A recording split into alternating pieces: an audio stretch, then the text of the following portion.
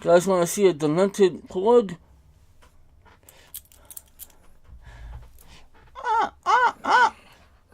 Nah, he's my little Wookie. Hard to tell. Yeah. So what's up, everybody? It is New Year's Eve 2017. And this will be the last video of 2017. Nah, calm down. And yes, this is all live. Well, not live, but recorded live, no edits. As you know, I don't do edits. Yes, Chucho, okay. He is demented, believe me. Long story. But anyway, yes, I decided that my last video of 2017 will be of me reviewing Star Wars The Last Jedi. Let's see, where to begin. I mean, I should have reviewed this movie when I saw it. I saw it on opening night, Thursday night. I saw it on a really big screen, not an IMAX, but a big, was it an RPX screen at the Irvine Spectrum? There was a few mishaps with that screening. I'm not gonna get into that. If you want to know what happened, go visit my friend Movie Man Chad's channel. He'll tell you all about that screening. But I saw it that night, and then I saw it the next day with my family. So I've seen the movie twice. I would see the third time if I wasn't so damn broke.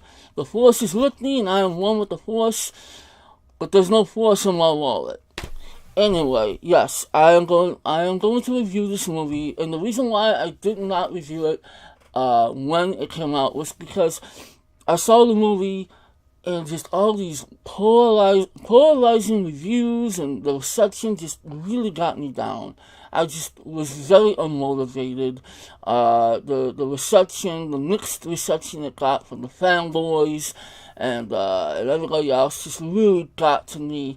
And I was just puzzled in many ways. And it just brought me down to a point where I just did not feel like talking about the movie. At least not among other people than my family. So, yes, this video will have spoilers. It will not be as detailed as I wish it could be, because I do want to do this quite quickly. I'm not going to cover everything, so I'm going to just basically talk about whatever comes to my head. Hopefully I can get the basic points across. I will be spoiling things because, the movie has been out now, so, I think I'm entitled to talk about spoilers. And yeah, if I don't cover everything, maybe I will make a future video when it comes out on Blu-ray and I rewatch it. So I'm basically going to just say whatever comes to mind. I'm not going to get all defensive. I am not going to talk about what other people have talked about. If I let that slip, I apologize, because I am basically doing this off the cuff. So, Jesse, if you get upset, I don't know what to tell you. Alright, so, yeah, let's go ahead and do this. As you know, I am a diehard Star Wars fan. I live and breathe Star Wars. I sometimes wonder if I love Star Wars more than my family. Sorry. So, it's only natural that I love this movie. Yeah, I'll say it right now. I loved it. I had a ball with it. I had a blast. There were so many things I really loved about it. Was it perfect? Of course not. Were there things that troubled me? Yes, there were. Yes, there were some issues. So, I'm not going to claim this to be the best movie of 2017. And, no, I'm not going to give it a 5-star rating either. So, there you go. Spoiler alert. I loved the fact that this movie took Star Wars in a different direction. Now, some of the things that they tried to do didn't fully pay off, but I think for the most part, this was an incredibly entertaining Star Wars film. It was an emotional Star Wars film. It was dramatic, it was thrilling, it was exciting. The pacing was awesome, considering this is basically the longest Star Wars movie ever made, I believe. 2000, what am I saying? Damn, that would be a long movie. 2 hours and 30 some minutes. It's really long. And I never felt that. I always felt that this movie had a very quick pace, and it just flies right by. Minus a few slight slowdowns. One of those slowdowns, I'll get to it right now, was when Rose and Finn go to that planet with the casino. Now, I did not have a problem with that particular scene or any of those scenes, other than the fact that I do think that it was maybe slightly trending on prequel territory. Now, I like the prequels. I've never denied that, but they've always had issues, obviously. And what I mean by trending on that is that there were a few things that were just kind of a little too cute, a little too funny.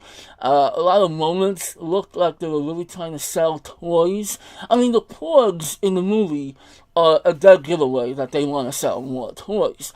Porgs, they were cute, I love them. Did they serve an actual purpose in the movie? No, they did not. Other than comic relief and, to sell toys. My dog wants to be let out. I knew he was going to do that, and my cat is right behind him. Please give me a second. Come on. I'm recording. Go on. Go.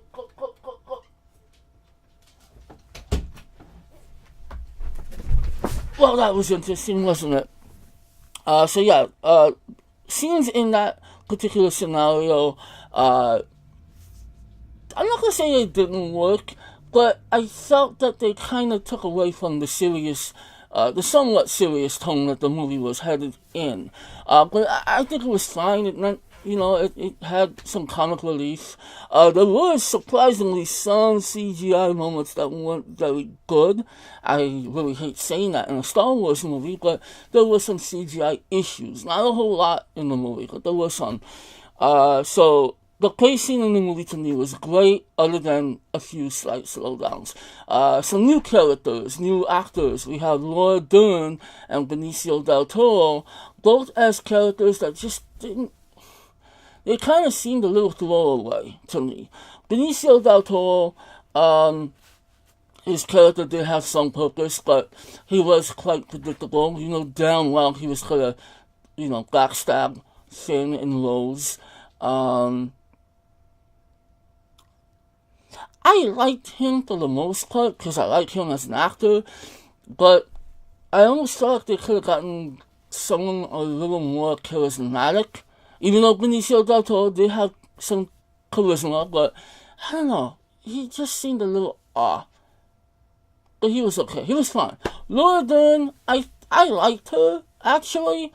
Some of my friends didn't like her until her very end, which was awesome when she turned her ship around and basically destroyed a bunch of starships with light speed. That was awesome. I never thought we'd see something like that. Come on, that was freaking awesome. And the silence of it was beautiful. It was it was a bold choice. And it's really funny how some people have complained about audio issues when it's in the movie. It's so obvious.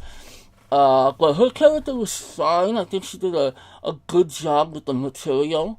I just wish that we could get to know these characters more.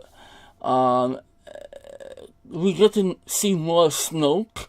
And Andy Serkis did such a fabulous job with what he was given. I mean, he always does such a great job with his motion capture acting. And I loved every second of it because he was just so menacing. And that does bring some faults to the movie. Why did he have to die? I really wish he hadn't died. I really want to know more about Snoke. The way he was killed was predictable, and it was, I'm not going to say it was problematic, because I think that his death is kind of annoying, and I want to know more about him, and I hope that they talk about him more, and they can do some flashbacks in the next episode.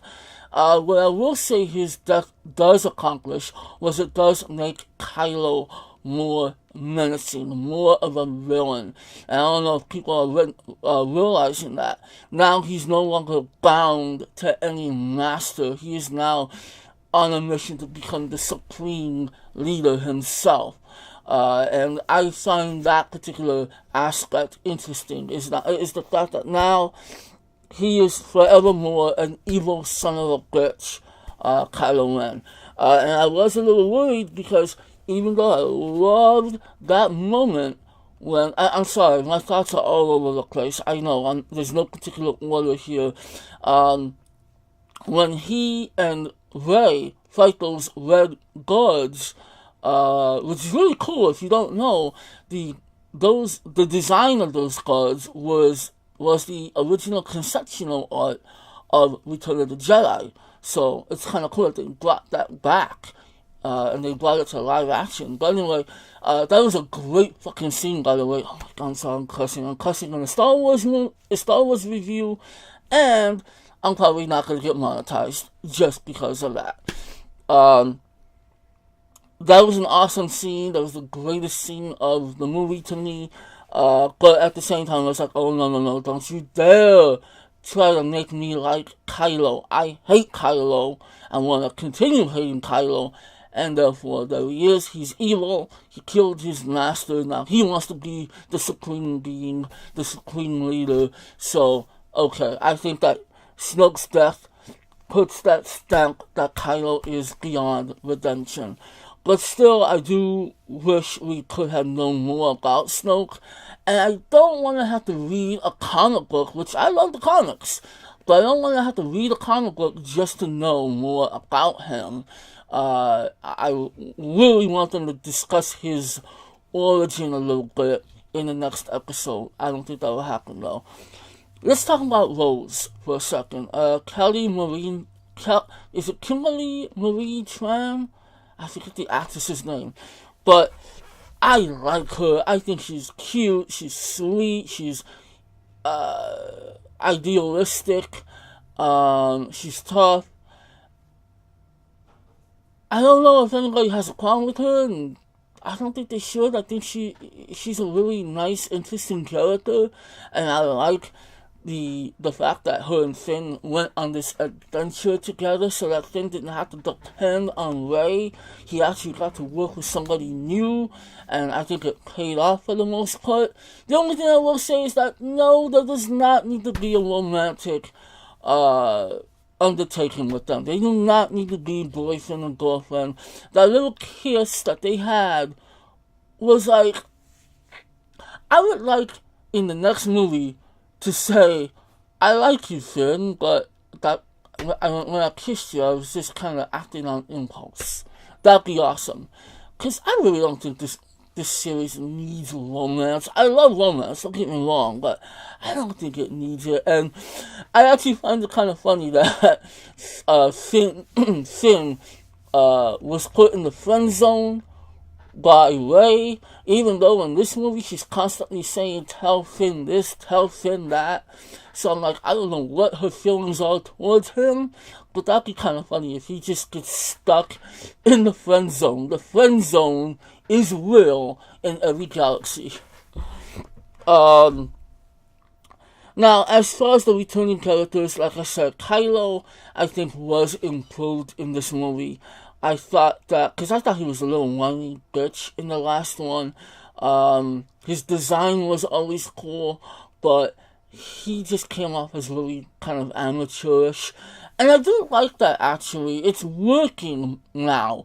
That he'll never be a Darth Vader. And he has to become his own thing, his own entity. He can never measure up to Darth Vader. We all know that. And I think that that's kind of interesting that he's trying to be even better. He's not. But I do think his character was improved. I do think Adam Driver did a better job in this film than, the last film. I liked him more, I tolerated him more, and I thought he was a lot more dangerous. So I think that the movie did improve on that particular character. Rey, of course, Rey is just awesome. I love Daisy Ridley as this character, and I mean, ironically enough, I don't have a whole lot to say because I think that she really established herself in the last film. And I like the fact that in this film things were a lot more challenging for her. And she was kind of poked fun at by Luke. And we'll get to Luke in a second. So she continues to do a great job, and I just admire her. Finn was definitely improved. Finn was a big mouth, fast talking, kind of annoying individual in The Force Awakens. In this film, he is way more focused. He is way more mission orientated. He doesn't talk as much. He still has some comic relief moments, but then they're subtle. They're more subtle in this, and I appreciate that. Let's see. So yeah, let's go ahead and talk about Luke Skywalker, the controversial character of this movie. Now, look, Mark Hamill has always been opinionated on his material, and from what I understand, it's not just for Star Wars. It's a lot of his material that he's done in the past. So he's always going to have an opinion that differs from the vision of the creator. So that's one thing you have to put up with. That's one thing you have to realize. So anyway, what he said about this isn't his Luke Skywalker, a Jedi would never give up, and this and that, this and that. How ironic when I saw a meme the other day that talked about how Obi-Wan, I wish I could show you the meme, but Obi-Wan basically failed. He went to a desert, he changed his name, and Yoda did the same. He didn't realize that Palpatine was a Sith. He failed, he exiled himself. Yeah, Jedi screw up. Jedi do hide, and yeah, it happens. Now, Luke Skywalker is a different character, I understand, but you know what? I personally liked that he was a bitter, broken man. You know, I really would love to know more about how he trained a new league of Jedi, and how, you know, oh, by the way, where are those Jedi? Because it was said that Kylo took them. He took some of them. Now, did he murder them, or did he turn them into soldiers? I don't know. I thought it was interesting, and I thought personally Mark Hamill gave an awesome performance. I like this side of Luke. I'm sorry, I really do. I like seeing a hero be broken down sometimes, you know, only to rise up and do something heroic at the end. Now, do I like the fact that they killed off Luke Skywalker? No, I really don't. I thought it was a beautiful, emotional scene when he passed away, but I really wish he would have stuck around for the next film. And he technically can. He can be a forced ghost. So that would be okay. There's a lot of stuff that it feels undone. But at the same time, he was determined to die on that island, and he did. So, in that regard, yeah, there's a lot more we could discuss. I don't really want to get into any debates, honestly. I'm just giving my quick opinions, even though this video is about to hit 20 minutes. But I liked what they did with the character, and I thought it was a bold choice in many ways. That's my personal opinion. And again, I loved basically every minute of Luke Skywalker in this movie. And then we got to see Yoda. That was awesome. Was it necessary? Probably not, but I don't care. I mean, look, Star Wars always gives you fan service. The only thing that this movie did that I think a lot of people don't like is the fact that it threw away fan theories, and I'm okay with that. I would rather be surprised and, see where they go forward without people speculating. I know one of the biggest controversies is Rey's origin. Now, a lot of people speculated, she's a Skywalker. No, she's, related to Snoke or whatever. I'm fine with the fact that this movie threw all that away. And yet, we still don't know. we still don't know because Kylo could be lying to her.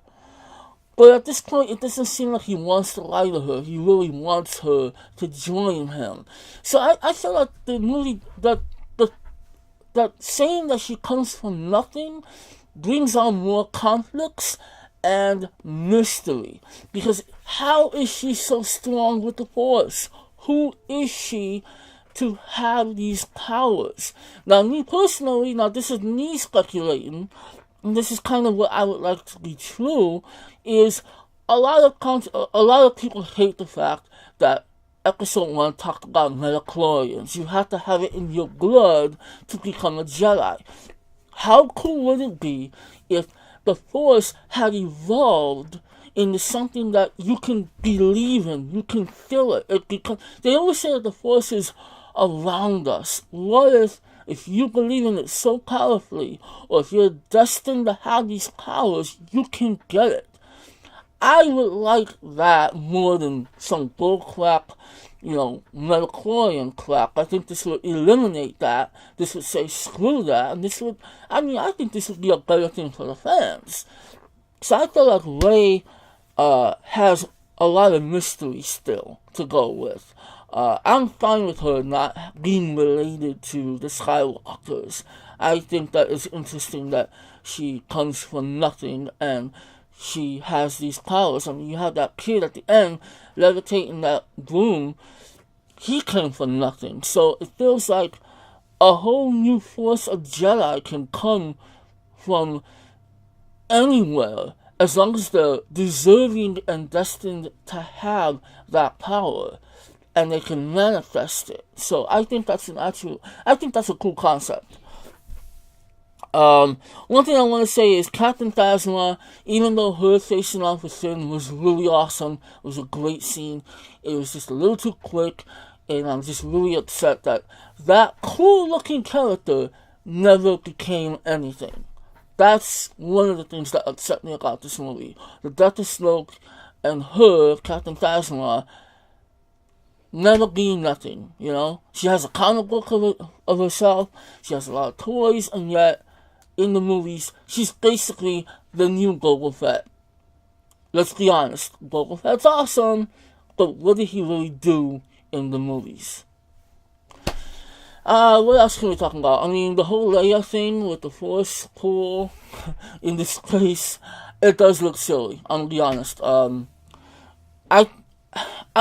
of all, I loved Leia's character in this film. The dearly departed Princess Carrie Fisher. It was so good to see her in one last role, and I think this was one of her best roles as Leia. It's sad that she's not returning. I don't know how they're gonna continue on with the story. I don't know how they're gonna. I think they should kill her off. Don't say, oh, she's off hiding. No, don't Paul Walker her. You gotta kill her off. It's the only way that makes any sense. And I think it can add a lot of dramatic effect to the next movie. However, that Force pull was kind of silly, the way it looked. I'm more upset in the fact that she would be dead.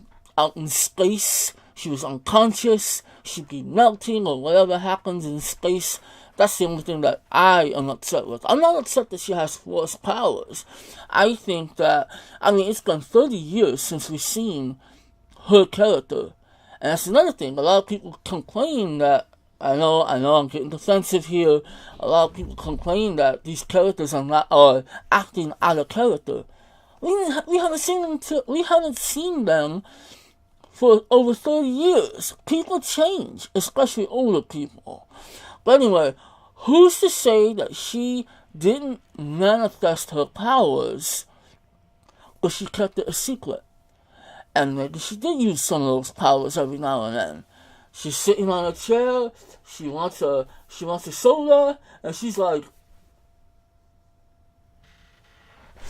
so there's a lot of mystery there too that I don't think we'll ever get answers, but I'm okay with her having powers. She is a Skywalker, so it would make sense for her to have powers. but it's kind of a shame that we never got to see more of her using those powers. But the whole Force thing in space was a little silly. I will give people that. What else? This film has some of the best Star Wars action I've ever seen. That first act, when they're attacking the Dreadnought, that was awesome. Oh, and by the way, Poe, love Oscar Isaac in this movie. I thought he was really great. He continues to be a dashing, daring hero, going against authority.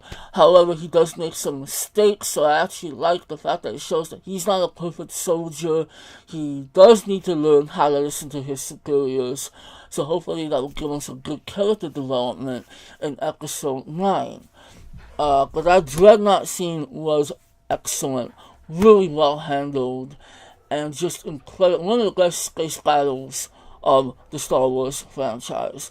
The scene in that planet, I forget the name of the planet, but where it's covered in salt, that was really awesome. Although Finn trying to sacrifice himself was ridiculous, because it's like, dude, you're not gonna make it. Your ship is melting. You're not gonna make it. You're not gonna help. What else? I mean, yeah, like I said, there are some issues with the film.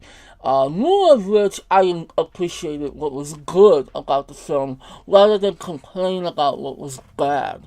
And that's the funny thing. I'm struggling to continue with more things that I didn't like about the movie, when in fact I really enjoyed the film. One negative I will say about the score is that every film since the prequels has had, well, even Empire, all of them have had some kind of significant score that basically can become a single. Like Episode 1 had Duel of the Fates, and Force Awakens had Rey's theme. I didn't think this had a significant score. But whatever, I mean, the score is awesome regardless. It's great that we still have John Williams at the helm. Yeah, I just enjoyed it, guys. I loved it. I had a ball with it. I know this is like super long. I don't know how this happens to me. But I'm just gonna cut it there and say, yeah, I will give Star Wars The Last Jedi a 4 out of 5. No, I'm not giving it a perfect score, and I'm not going to say it's the greatest thing ever. I thought it was a good follow-up. I will say that Force Awakens, to me, was more fun and exciting, and I think a little bit more colorful and brighter and just vibrant. This one takes a darker tone. I do like the chances that it takes. I like the fact that it makes you... People thought it was going to be a rehash of Empire Strikes Back, and it wasn't. It echoed material from that movie, but it danced it and did its own thing. I'm sorry, I'm choking on my own saliva. My saliva is force choking me. Whew! Okay, so yeah, that is it. Now, you are welcome to leave your thoughts down below. You can tell me what you didn't like and so forth. I'm not getting into any debates. I like being in my own little force field of joy. So you're welcome to disagree with me, but I had a ball. And I'm grateful that we are still getting Star Wars movies. Even though I'm not excited for Solo. I'm really not. I'm really more excited for Donald Glover and Emily Clark. That's actually why I want to see it. But anyway, guys, that is it. Happy New Year. Goodbye 2017. And I welcome 2018 with hope and everything like that. So, anyway, I'm going to go. I will see you guys next year for more comic book calls, more maybe game-related material, maybe even music material. I might start talking about music. We'll see. And we'll see what 2017 brought us some good stuff.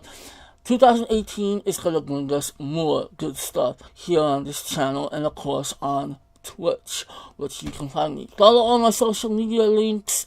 We'll talk, we'll chat, we'll have fun. Subscribe to Burrito Bandits. I'm out. Happy New Year, and may the Force be with you always. What's up?